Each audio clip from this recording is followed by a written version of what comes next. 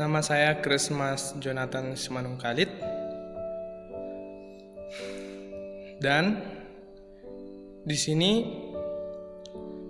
saya ingin menjelaskan presentasi, yaitu untuk memenuhi tugas mata kuliah Psikologi Umum serta dosen penempuhnya Ibu Eltalina Tarigan, MPSI. Baiklah, materi tentang perasaan dan emosi. Saya akan membukanya. Perasaan dan emosi.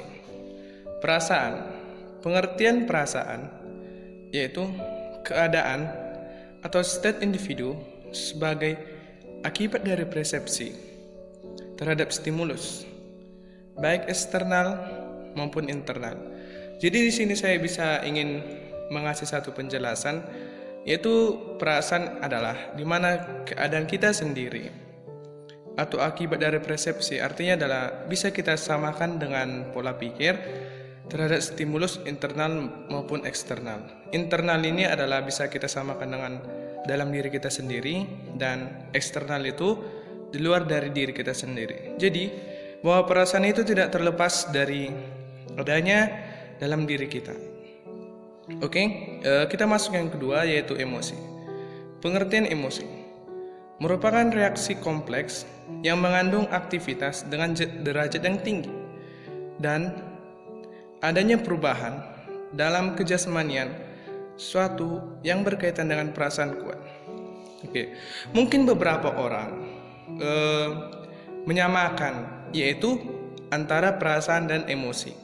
Tapi di sini saya ingin menekankan kembali bahwa perasaan itu adalah hanya bersifat sementara untuk menggambarkan keadaan seseorang mengenai dirinya sendiri, melainkan emosi adalah yang lebih intens dari perasaan dan sering terjadi perubahan perilaku, hubungan dengan lingkungan kadang-kadang lebih lama. Jadi bisa kita gambarkan ya bahwa perasaan itu adalah di mana atau sama dengan mood atau gimana dengan pribadi kita sendiri ingin menanggapi suatu masalah. Tetapi jika emosi ini adalah dia itu lebih intens dari perasaan, artinya emosi ini sangat lebih dalam dibandingkan dengan perasaan dalam diri seseorang.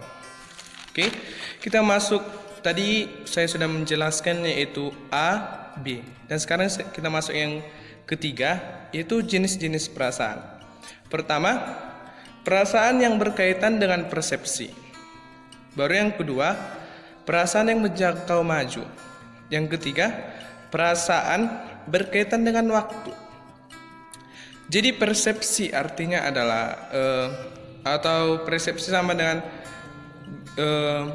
atau ide yang kita sampaikan atau gambaran dari diri kita sendiri. Dan yang kedua, perasaan yang menjangkau maju, yang artinya perasaan itu selalu bersifat revolusi, maju dan tidak mundur ke belakang. Dan yang ketiga, perasaan berkaitan dengan waktu, di mana dalam kehidupan kita ini kita harus berhadapan dengan waktu, sama halnya dengan perasaan.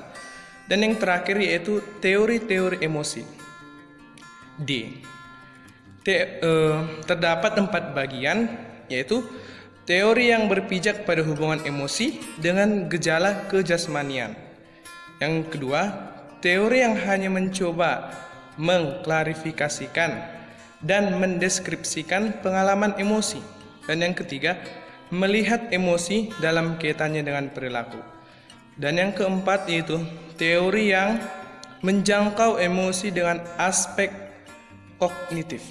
Oke, bisa kita tarik kesimpulan antara perasaan dan emosi ini adalah yaitu keadaan diri yang menggambarkan tentang gimana kita ingin menghadapi suatu masalah atau gimana cara kita untuk menanggapinya. Oke, baiklah, materi tentang perasaan dan emosi.